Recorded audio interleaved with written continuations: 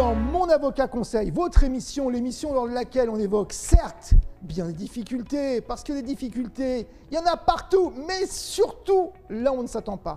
Le sujet d'aujourd'hui est bien la promesse de vente. C'est un sujet qui intéresse beaucoup d'entre vous parce que de plus en plus souvent, on voudrait, en tout cas on veut, on essaye d'acheter ou bien de vendre parce qu'on va être propriétaire ou propriétaire à nouveau. Et le document général par lequel on passe inexorablement, c'est la promesse de vente. Une fois qu'on a signé cette promesse de vente, on a tous l'impression finalement que les choses sont faites. Alors, c'est une promesse. Premier principe à comprendre, c'est qu'en droit, d'une façon générale, et c'est le principe de base, la promesse de vente vaut vente. C'est-à-dire que dès lors qu'il y a une promesse qui est faite des deux parties, l'une d'acheter, l'autre de vendre, eh bien, les conditions qui sont indiquées dans cette promesse s'imposent. Et si d'aventure une partie décide, je ne sais pas, pour diverses raisons, de ne plus vendre ou de ne plus acheter, eh bien, c'est plus possible. Alors, le plus souvent, pour les personnes qui ont l'occasion d'envisager une promesse de vente, il y a des conditions suspensives. De quoi il s'agit? Eh bien, c'est logique, pour que des raisons diverses et variées, urbanisme, enfin diverses choses légales, on soit censé faire diverses choses, et donc il y a un délai pour ce faire, et puis le plus souvent, les parties ou l'une des parties a recours à un prêt. Dans ces cas-là, on dit voilà, on envisage cette promesse de vente avec la condition eh bien, que ce prêt intervient dans un délai de 3 mois, par exemple. Et si le délai en question, ou à l'issue du délai en question, le prêt n'est pas accordé, eh bien, dans ce cas, on considérera que la condition suspensive n'a pas eu lieu et que par conséquent, il y a une caducité de la promesse de vente. Donc, ce qu'il faut comprendre, c'est qu'il y a des conditions suspensives qui suspendent, entre guillemets, cette promesse de vente.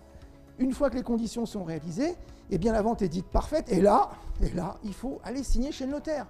Mais voilà, les choses ne sont pas aussi simples. Le plus souvent, et ça arrive, la banque dit OK. Dans ces cas-là aussi, ça arrive que le vendeur dise « je ne sais pas, je n'ai plus envie » ou bien l'acheteur n'a plus tellement envie, il y a tellement de situations qui existent. Et nous sommes devant une situation où beaucoup de personnes se disent « bon, qu'est-ce que je dois faire ?» Alors, il est vrai que même si la promesse de vente vaut vente, eh bien, il faut une décision de justice. Dans ces cas-là, il faut aller devant le juge pour que le juge constate bien que la promesse de vente vaut vente, c'est-à-dire que les conditions qui sont établies ont bien eu lieu, et par conséquent, dans son jugement, indiquera qu'il y a bien eu vente et envisagera dans le jugement en question le fait que l'on puisse envisager de produire ce document aux hypothèques de façon qu'il soit acté comme si c'était un acte notarié. Et c'est le principe auquel nous, avocats, on est confrontés régulièrement, car il y a beaucoup de difficultés sur les promesses de vente. Et ça, c'est une première chose. Seconde chose, sur les prêts. Eh bien, il y a beaucoup de difficultés sur les prêts. Et je vais vous dire pourquoi. Parce que parfois, une personne doit, dans un délai, par exemple, de 3 mois, envisager de faire 2 demandes de prêt et n'en fait qu'une. Et elle n'a pas le prêt. Et au moment donc, où on lui demande, écoutez, très bien, vous deviez envisager 2 demandes, il n'y en a eu qu'une, il y a une difficulté, c'est que pour nous, en tout cas, vous êtes fautif. Vous auriez dû faire 2 demandes. Et dans ces conditions, on peut considérer qu'il y a une caducité de la promesse de vente, puisque de toute façon, le prêt n'est pas intervenu. Mais vous avez commis une faute. Et par exemple, les sommes que vous avez données à titre d'acompte vont être retenues. Et là aussi, il y a des procédures qui sont engagées régulièrement.